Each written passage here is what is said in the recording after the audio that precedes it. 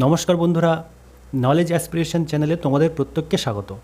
আজকের আমি class 11-এর first সেমিস্টারের শিক্ষাবিজ্ঞান সাজেশান নিয়ে আলোচনা করব। মাত্র 80টি প্রশ্ন পড়লেই নিশ্চিত পাস নম্বর, এমনকি 90% কমন আসারও সুযোগ। মাত্র এই 80টি প্রশ্ন থেকে এই সাজেশান অন্য কোথাও পাবে না।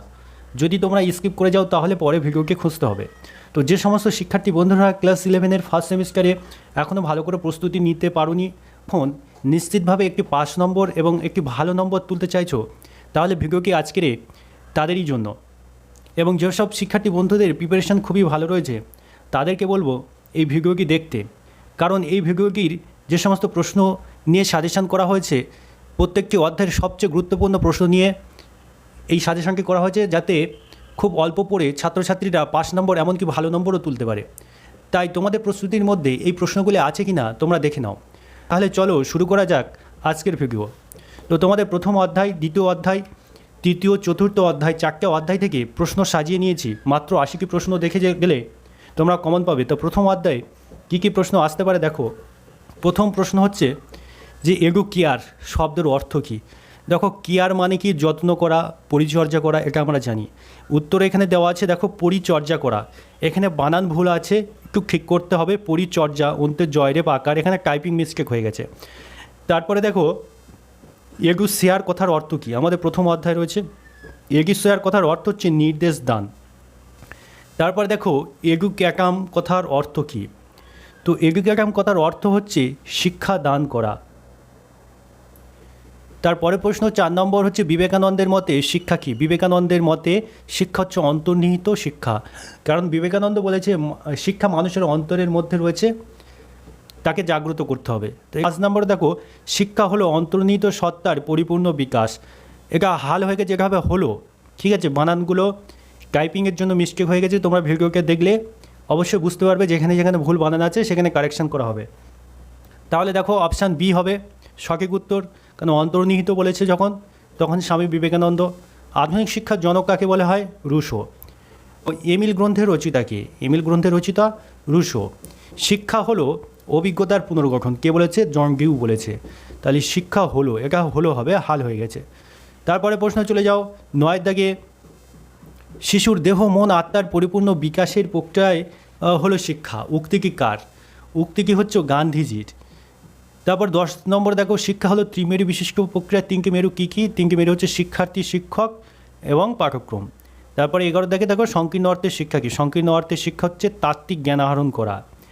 তারপর চলে যাও, মানে এখানে দেখো অনুরূপ বলেছে, এটা অনুভব হয়ে গেছে অনুরূপ। অনুরূপ মানে একই রকম প্রশ্ন, যে সংকীর্ণ অর্থের শিক্ষা হলো শিক্ষক সক্রিয়, শিক্ষার্থী নিষ্ক্রিয়। 11 প্রশ্ন দেখো কোনটি ব্যাপক অর্থে শিক্ষার বৈশিষ্ট্য নয়।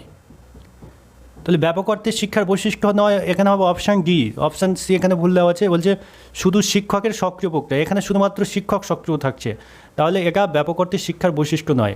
তাহলে বাদবাকি যেগুলো আছে সেগুলো ব্যাপক অর্থে শিক্ষার বৈশিষ্ট্য। তারপর হচ্ছে কোনটি ব্যাপক অর্থে শিক্ষার বৈশিষ্ট্য নেই, আবার দিয়েছে দেখো ধারাবাহিক, জীবনব্যাপী, দ্বিমুখী, স্মৃতিভিত্তিক। তাহলে কোনটা ঠিক হবে? উত্তর হচ্ছে ডি, স্মৃতিভিত্তিক হবে সঠিক উত্তর। তারপর হচ্ছে আধুনিক শিক্ষা হলো একটি বহুমুখী প্রক্রিয়া, অপশান ডি ঠিক। তারপর দেখো 16 প্রশ্ন, আধুনিক শিক্ষা ব্যবস্থা হলো বিষয়কেন্দ্রিক, শিক্ষক কেন্দ্রিক, শিশু কেন্দ্রিক না বিদ্যালয় কেন্দ্রিক? উত্তর হবে শিশু কেন্দ্রিক। তারপরে প্রশ্ন চলে যাও 17 প্রশ্ন থেকে শিক্ষা রূপ হলো কয়টি? শিক্ষা রূপ হলো 3টি। কী কী রূপ রয়েছে? প্রথাগত, প্রথা অনিয়ন্ত্রিত শিক্ষা এবং প্রথা বর্জিত শিক্ষা, এই 3 রকম শিক্ষা রয়েছে। তাহলে তারপর 18 প্রশ্ন দেখো, যে শিক্ষায় শিক্ষা সকল উপাদান নিয়ন্ত্রণ থাকে তাকে কী বলা হয়? তাকে বলা হচ্ছে প্রথাগত শিক্ষা বা নিয়ন্ত্রিত শিক্ষা। প্রথাগত শিক্ষা অপর নাম কি? প্রথাগত শিক্ষার অপর নাম হচ্ছে নিয়ন্ত্রিত শিক্ষা। তাহলে অপশান বি হবে সঠিক উত্তর। 19 দেখো কোন ধরনের শিক্ষায় কঠোর শৃঙ্খলা থাকে? অপশান সি হবে সঠিক উত্তর, নিয়ন্ত্রিত শিক্ষায়। তারপরে 20 দেখো বিধিবদ্ধ বা প্রথাগত শিক্ষার অপর নাম কি? নিয়ন্ত্রিত শিক্ষা। 21 যে শিক্ষা ব্যবস্থার ছাত্রছাত্রী মুখোমুখি আলোচনার সুযোগ পায় সেটা হচ্ছে নিয়ন্ত্রিত শিক্ষায়। 22 হচ্ছে নিয়মিত শিক্ষক শিক্ষার্থীর উপস্থিতি থাকে কোন শিক্ষা ব্যবস্থায়? নিয়ন্ত্রিত শিক্ষায়। তারপরে 23 দেখো প্রথাগত শিক্ষার একটি সুবিধা হলো কি? ব্যক্তিগত বিকাশ সাধন। 24 প্রশ্ন, নিয়ন্ত্রিত শিক্ষার একটি ত্রুটি হলো যে ব্যক্তিগত বৈষম্যের ওখানে গুরুত্ব কম, পরীক্ষা কেন্দ্রিকতা, শিক্ষক নির্ভরতা, সবগুলি। প্রথাগত শিক্ষার সীমাবদ্ধতা হচ্ছে শিক্ষার সুযোগের অভাব, শিক্ষার অনিশ্চয়তা, পরীক্ষা কেন্দ্রিকতা। এই প্রথাগত শিক্ষা কি? এই যে বিদ্যালয়, যে শিক্ষা বিদ্যালয় কলেজগুলো যে নিয়মের মধ্যে আবদ্ধ, নির্দিষ্ট পাঠ্যক্রম, নির্দিষ্ট নিয়ম নীতি রয়েছে, এগুলো হচ্ছে প্রথাগত শিক্ষা। তারপরে দেখো 26-এ দেখে মহাবিদ্যালয় কী ধরনের শিক্ষা? মহাবিদ্যালয় হচ্ছে নিয়ন্ত্রিত, মহাবিদ্যালয় মানে হচ্ছে কলেজ, তাহলে মহাবিদ্যালয় মানে কলেজ।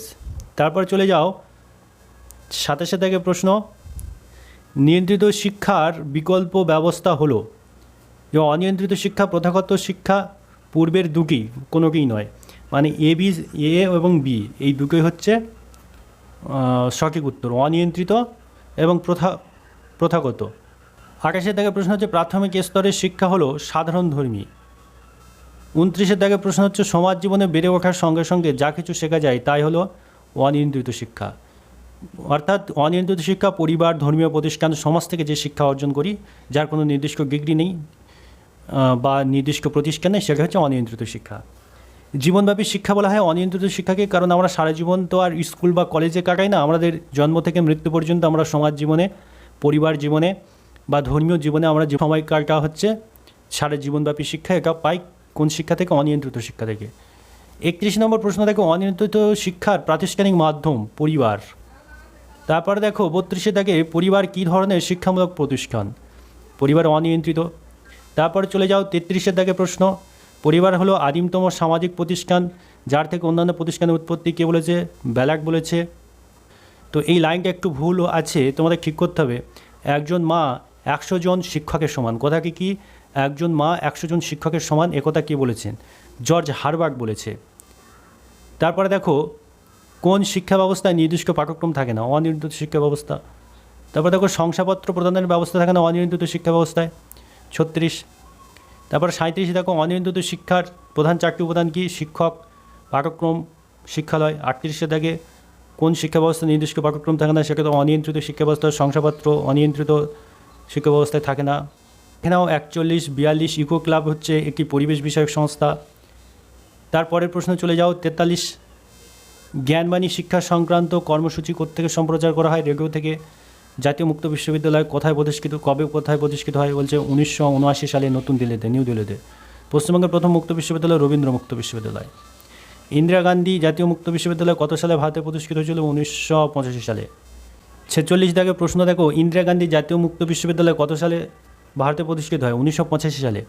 তারপরে 47 দেখো এখানে ইংরেজি বাংলা সংখ্যাটা একটু ওলটপালট হয়ে গেছে, এটা টাইপিং মিস্টেকের জন্য। পশ্চিমবঙ্গে নেতাজি সুভাষ মুক্ত বিশ্ববিদ্যালয় প্রতিষ্ঠিত ছিল 1961। সমগ্র দেশের বিদ্যালয় শিক্ষা ব্যবস্থা পাঠ্যক্রমের সঙ্গে যুক্ত হচ্ছে এনসিইআরটি, ডাইরেক্ট পুরো নাম district institute of education and training. UGC প্রতিষ্ঠিত হয় 1953। কলেজ বিশ্ববিদ্যালয়কে আর্থিক সাহায্য প্রদান করে ইউজিসি। 53 থেকে প্রশ্ন কী বলছে? ইউনেস্কো কোন সময় স্থাপিত হয়? 16 নভেম্বর 1945। প্রথা বহির্ভূত শিক্ষা প্রতিষ্ঠান হলো মুক্ত বিদ্যালয়। ভারতের প্রথম মুক্ত বিদ্যালয় স্থাপিত হয় দিল্লিতে IGNOU, মানে Indira Gandhi national open university. NCERT পুরো নাম national council of education research and training. তারপর চলে যাও 58 দেখো বন্ধু জাতীয় শিক্ষানীতিতে প্রতিটি জেলার শিক্ষক শিক্ষণের জন্য প্রতিষ্ঠার কথা বলেছিল কে? গাইড। তারপরে দেখো 59 শিক্ষক প্রশিক্ষণের জন্য দায়িত্বপ্রাপ্ত সংস্থা কোনটি? এনসিইআরটি। 60 দাগের প্রশ্ন দেখো ইংরেজি ফিলোসফি শব্দটি কোন দুটি গ্রিক শব্দ থেকে তৈরি হয়েছে? শব্দটি উদ্ভব হয়েছে দুটি গ্রিক শব্দ থেকে। তাহলে ফিলোসফি শব্দটি উদ্ভব হয়েছে দুটি গ্রিক শব্দ, কী কী শব্দ থেকে? ফিলোস অ্যান্ড সোফিয়া থেকে। এই থেকে যে দুটি শব্দ থেকে ফিলোসফি শব্দটি উদ্ভব হয়েছে, কোন দুটি শব্দ থেকে? ফিলোজ ও সোফিয়া। ফিলোজ শব্দের অর্থ হচ্ছে জ্ঞান আর সোফিয়া শব্দের অর্থ হচ্ছে ভালোবাসা। 62 দাগের প্রশ্ন দেখো 62 দাগে যে ফিলোসফি শব্দের সোফিয়া শব্দের অর্থ কী? সোফিয়া শব্দের অর্থ হচ্ছে ভালোবাসা। তারপর হচ্ছে ফিলোসফি শব্দের অভিধানিক অর্থ কী? জ্ঞানের প্রতি ভালোবাসা। তারপরে দেখো 68 দাগের প্রশ্ন শিক্ষা হলো দর্শনের গতিশীল দিক, উক্তিটি কার? উক্তি জন অ্যাডামসের। তারপরে দেখো the art of education will never attain complete clearness in itself without philosophy, উক্তিটি কার? ফিক্কে। তারপরে দেখো 66 ভারতীয় দর্শনের 4টি সম্প্রদায়ের মধ্যে অগ্রণ্য নাস্তিক দর্শন কোনটি? অগ্রণ্য মানে অধিক, ঠিক আছে। নাস্তিক দর্শন কোনটি? হচ্ছে বৌদ্ধ দর্শন। 700 কিছু বৌদ্ধ দর্শন ও তত্ত্ব বিষয় নিয়ে আলোচনা করে। বৌদ্ধ দর্শন ও তত্ত্ব নিয়ে আলোচনা করে কোন গ্রন্থ? অভিধর্ম পিটকে। কারণ বৌদ্ধ ধর্মের যে ধর্মগ্রন্থ রয়েছে ত্রিপিটক, তার মধ্যে একটি পিটক হচ্ছে অভিধর্ম পিটক। এই পিটকে দর্শন ও তত্ত্ব নিয়ে আলোচনা করে। তারপরে প্রশ্ন হচ্ছে ভারতীয় দর্শনের সম্প্রদায়কে অগ্রাহ্য করা নাস্তিক, অগ্রাহ্য না, অগ্রগণ্য নাস্তিক দর্শনের প্রধান কোনটি? বৌদ্ধ দর্শন। রিপিট হয়ে গেছে প্রশ্নটা। তারপরে দেখো 69 বৌদ্ধ দর্শনে আর্য সত্য কয়টি? এখানে কি হবে? আর্য সত্য কয়টি? আর্য সত্য কয়টি?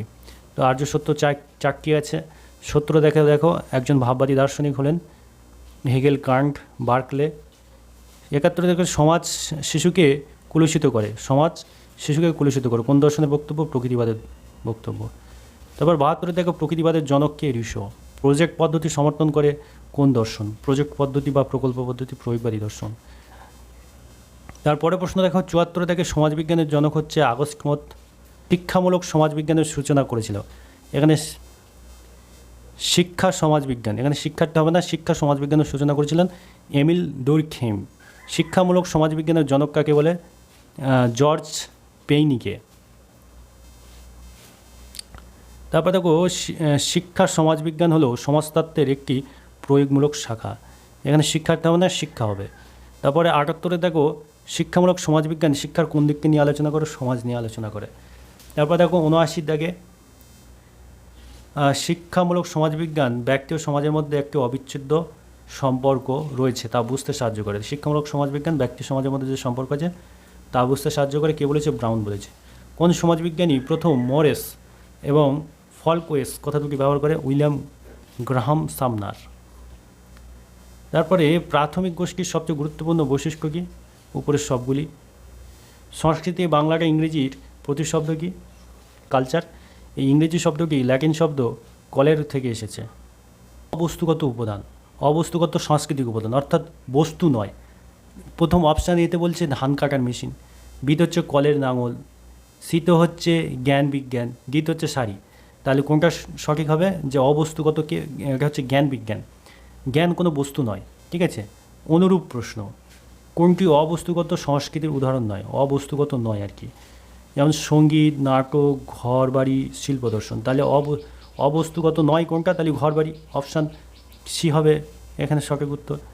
তারপর দেখো অবস্তুগত সংস্কৃতি উপাদান কোনটি? অবস্তুগত সংস্কৃতি কোনটা? দেখো অবস্তুগত হচ্ছে বিশ্বাস।